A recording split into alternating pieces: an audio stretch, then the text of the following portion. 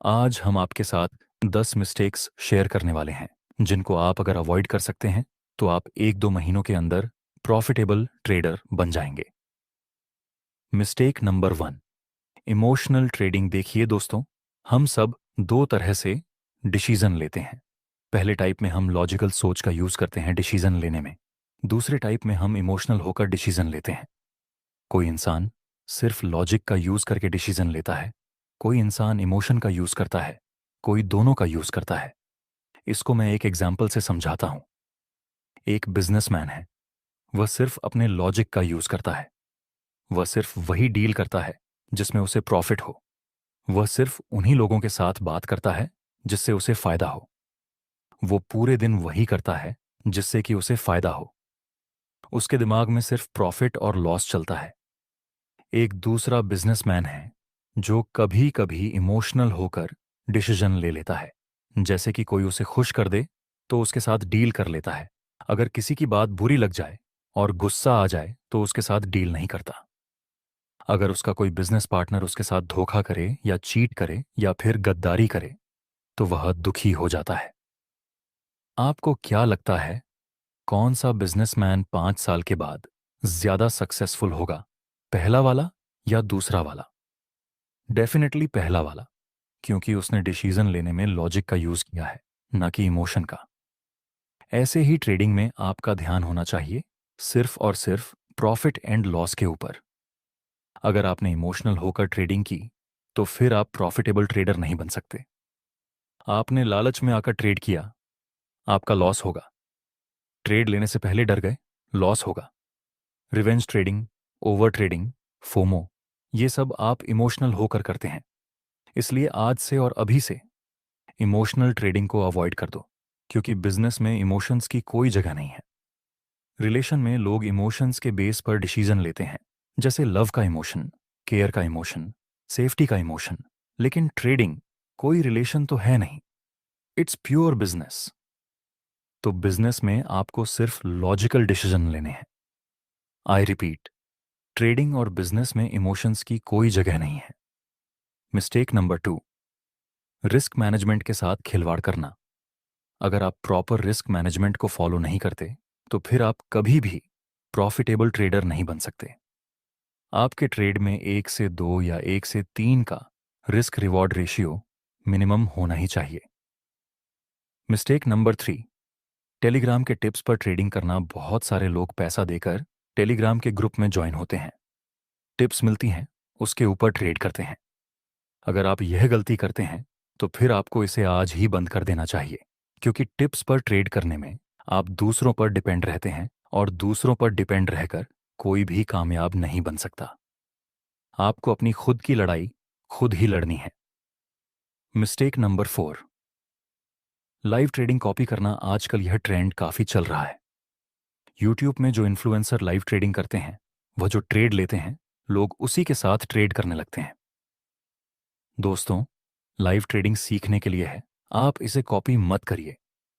Live trading बहुत अच्छी चीज है। आप लाइव ट्रेडिंग से सामने वाले का माइंडसेट सीख सकते हैं, उसका ट्रेड लेने का तरीका, उसका रिस्क रिवॉर्ड रेशियो और रिस्क मैनेजमेंट, ये सब कुछ आप लाइव ट्रेडिंग से सीख सकते हैं।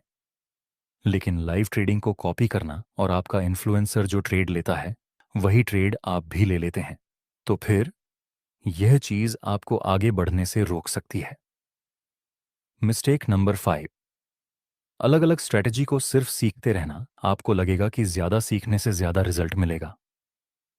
बिल्कुल सही है, लेकिन सिर्फ ज्यादा सीखने से काम नहीं चलेगा। आपने सुना होगा कि कई लॉयर एक केस लड़ने के 30 से 40 लाख रुपए चार्ज करते हैं, और कुछ लॉयर ऐसे भी होते हैं जो 20,000 में एक केस हैंडल कर लेते हैं। दोनों ही लॉयर ने वकालत सीखी है, दोनों ने ही नॉलेज लिया है वकालत का, लेकिन एक लाखों में चार्ज करता है और दूसरा हजारों में। दोनों में फर्क प्रैक्टिस का है। एक लॉयर ने एक्सट्रीम लेवल की प्रैक्टिस की, बहुत सारे केस को हैंडल किया जिससे उसका एक्सपीरियंस बहुत ज्यादा हो गया, जबकि दूसरे के पास नॉलेज तो है लेकिन प्रैक्टिस उतनी ज्यादा नहीं है, एक्सपीरियंस उतना ज्यादा नहीं है, तो वह कम फीस में काम करता है। इसलिए आपको भी कोई एक अच्छी स्ट्रैटेजी सीखनी है, उसकी प्रैक्टिस करनी है, फिर उस स्ट्रेटजी में काम करना है। प्रैक्टिस हो जाने के बाद आप चाहें तो दूसरी स्ट्रेटजी को ट्राई कर सकते हैं। That's my point. दोस्तों, ये जो प्लेटफॉर्म आप देख रहे हो उसका नाम है सही, और ये सही में सही है। और इसके आप सभी न्यू ट्रेडर के लिए प्राइस लेसन हिंदी लेकर आया है अब तक का सबसे बड़ा गिफ्ट। क्या आप सच में प्रोफेशनल और प्रॉफिटेबल ट्रेडर बनना चाहते हैं? अगर हाँ, तो इंटरनेट पर रैंडम वीडियो देखने से कुछ नहीं होगा। यहाँ थोड़ा बहुत सीखने को जरूर मिलेगा, लेकिन प्रॉफिटेबल नहीं बन पाएंगे। प्रॉफिटेबल ट्रेडर बनने के लिए आपको चाहिए ट्रेडिंग की कंप्लीट नॉलेज। इसीलिए अगर आप ट्रेडिंग को लेकर लाइफ में बहुत सीरियस हैं, तो हम लाए हैं आपके लिए 1 महीने का complete trading from basic to advance course और साथ ही ऑप्शन ट्रेडिंग का कंप्लीट कोर्स। सबसे पहला कोर्स लेवल जिसमें हम ट्रेडिंग है उसे हम बिल्कुल ही आसान भाषा में समझेंगे। इस सिर्फ आएगा। कोर्स में एनरोलमेंट कोड यूज करके ट्रेडर बनना है तो आपको मोस्ट ऑफ ट्रेड्स ट्रेंड के साथ होने चाहिए। आप चेक करना, पिछले 10 ट्रेड ऐसे पकड़ लीजिए जिसमें आपका लॉस हुआ हो। उन 10 ट्रेड्स में से 5 से 6 ट्रेड ऐसे ही होंगे जिसमें आप ट्रेंड के अगेंस्ट थे और लॉस हुआ। अगर आप ट्रेंड के साथ चलेंगे तो आपके लॉस काफी कम हो जाएंगे, और कम लॉस मतलब ज्यादा प्रॉफिट। इसलिए प्रॉफिटेबल बनने के लिए जरूरी है कि आप ट्रेंड के साथ काम करें, ना कि ट्रेंड के अगेंस्ट। और ट्रेंड के साथ चलना इसलिए भी जरूरी है क्योंकि कुछ कुछ जगह पे सब लोग बाय करते हैं और आप सेल, कोई कोई जगह पर सब लोग सेल करते हैं और आप बाय। तो जाहिर सी बात है कि आपका लॉस होगा क्योंकि आप ज्यादा अमाउंट के खिलाफ हैं। मिस्टेक नंबर 7 दोस्तों, ये मिस्टेक काफी सारे लोग करते हैं और वह है सिर्फ एक टाइम फ्रेम में एनालिसिस करना। दोस्तों, आप चाहे तो स्केलिंग करें, इंट्राडे करें, स्विंग ट्रेडिंग करें, कोई भी ट्रेडिंग हो आपको मल्टीपल टाइम फ्रेम एनालिसिस करना ही पड़ेगा, क्योंकि कभी कभार बिग टाइम फ्रेम में अपर ट्रेंड होता है, उसी समय स्मॉल टाइम फ्रेम में डाउन ट्रेंड देखने को मिल सकता है। डाउन ट्रेंड देखकर आप सेल में एंट्री करेंगे और आपका एसएल हिट हो जाएगा। आपको लगेगा कि मैं तो ट्रेंड के साथ था, फिर भी लॉस हुआ। लेकिन बिग टाइम फ्रेम में कुछ और ही गेम चल रहा होता है जिसको आपने नोटिस नहीं किया। या फिर ऐसा भी हो सकता है कि आपने किसी भी हायर टाइम फ्रेम के इंपॉर्टेंट लेवल को इग्नोर कर दिया और आपका लॉस हो गया। मल्टीपल टाइम फ्रेम एनालिसिस करने का सबसे बेस्ट फायदा यह है कि आपको इसमें अच्छा खासा रिस्क रिवॉर्ड रेशियो मिल जाएगा और मेजर ट्रेंड के बारे में आइडिया हो जाएगा, जो कि ट्रेडिंग में प्रॉफिटेबल बनने के लिए बहुत ही ज्यादा जरूरी है। इसलिए अब से आप ट्रेड ले तो एक बार मल्टीपल टाइम फ्रेम को चेक जरूर करना। मिस्टेक नंबर 8, और वह है ओवर डिपेंडिंग ऑन ट्रेंड। दोस्तों, जितना जरूरी है कि आप ट्रेंड के साथ ट्रेड करें, उतना ही जरूरी यह है कि आप किसी ट्रेंड के ऊपर ओवर डिपेंडिंग ना बने। कभी कभार बाय डिफॉल्ट हम एक गलती करते हैं जिसको हम एग्जाम्पल से सीखेंगे। देखिए, यहां पर मार्केट डाउन ट्रेंड में था तो हम सेल में एंट्री करेंगे। नेक्स्ट मार्केट फिर से इस रेजिस्टेंस के पास एक बेयरिश कैंडल बनाता है और सेल का दूसरा ट्रेड मिला। नेक्स्ट इसमें भी हमारा टारगेट कंप्लीट हो गया। नेक्स्ट मार्केट फिर से एक बेयरिश कैंडल का सिग्नल देता है। आपको यहां सेल नहीं करना है क्योंकि अब ये ट्रेंड डाउन में से अप ट्रेंड में रिवर्स हो चुका है।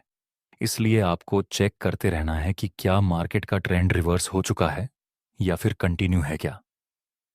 जिस जगह पर मैं ट्रेड में एंट्री करने वाला हूं वह ट्रेंड स्ट्रांग ट्रेंड है या वीक ट्रेंड स्ट्रांग ट्रेंड। और वीक ट्रेंड को आइडेंटिफाई करने के लिए मैं एक टिप्स देता हूं। देखिए, जब मार्केट में इंपल्सिव मूव स्मॉल होने लगे और करेक्टिव मूव बड़े होने लगे, इसका मतलब हो सकता है कि आगे यह ट्रेंड रिवर्स हो जाए और लास्ट में जब रीसेंट स्विंग ब्रेक हो जाए तब आप रिवर्सल ट्रेड में एंट्री कर सकते हैं। Mistake number 9, complete planning for a trade. दोस्तों, ट्रेड लेते समय आपके पास एक प्लान होना चाहिए। अगर प्रॉफिट हुआ तो कहां पर प्रॉफिट बुक करना है, अगर लॉस हुआ तो कहां पर लॉस बुक करना है।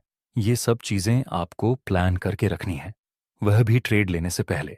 Mistake number 10, don't trade in a hope. दोस्तों, उम्मीद बहुत ही अच्छी चीज होती है, लेकिन ट्रेडिंग में और बिजनेस में आपको उम्मीद के भरोसे काम नहीं करना है। मेरे कहने का मतलब है कि कुछ लोगों का एसएल हिट हो जाता है, वे लोग फिर भी होल्ड करते हैं। इस उम्मीद में कि मार्केट हमारी डायरेक्शन में आएगा। ट्रेडिंग उम्मीद के भरोसे नहीं चलती। इसलिए अगर ट्रेडिंग में आपका लॉस होता है तो लॉस लेकर बाहर निकल जाइए। कोई ज़रूरत नहीं है उम्मीद रखने की कि मार्केट हमारी डायरेक्शन में आएगा। Just cut a loss and find new trade mistake. Number 11, don't panic. आपको ट्रेडिंग में ज्यादातर पैनिक स्थिति का सामना करना पड़ेगा, लेकिन पैनिक स्थिति तभी आएगी जब आप ज्यादा रिस्क लेंगे। तभी आपको टेंशन होगा, फ्रस्ट्रेशन होगा, सब कुछ होगा। लेकिन अगर आप स्मॉल रिस्क लेते हैं तो फिर टेंशन और फ्रस्ट्रेशन भी गायब हो जाती है। इसीलिए पैनिक स्थिति को अवॉइड करने के लिए आप मिनिमम रिस्क के साथ काम करें और यह सब मिस्टेक को अपनी जर्नल में लिख लो और खुद से प्रॉमिस करें कि मैं आज से और अभी से यह 10 मिस्टेक्स को अवॉइड कर दूंगा। दोस्तों, आपको यह वीडियो कैसा लगा कमेंट में ज़रूर बताना। Price less